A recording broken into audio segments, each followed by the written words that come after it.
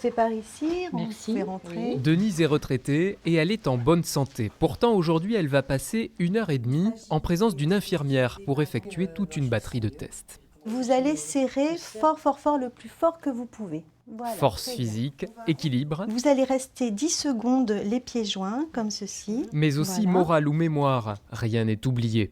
On va réaliser des tests sur l'aspect cognitif, l'aspect nutritionnel et physique.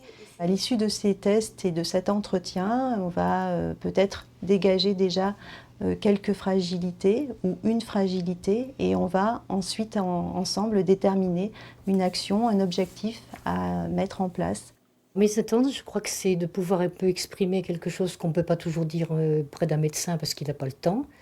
C'est quelqu'un qui va poser des questions un peu dans tous les domaines, ce qui va éviter qu'on oublie des choses. Ces entretiens de détection des fragilités ont été mis en place par le centre hospitalier de Périgueux en 2016, sur le modèle de ce qui se fait déjà en Occitanie.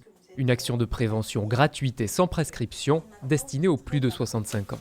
La phrase classique de toute personne en avancée en âge, c'est « jusque-là, ça va ». Mais on ne s'aperçoit pas qu'on avance en âge, qu'on devient plus fragile, et c'est à l'occasion d'un épisode aigu qu'on se retrouve quelquefois hospitalisé.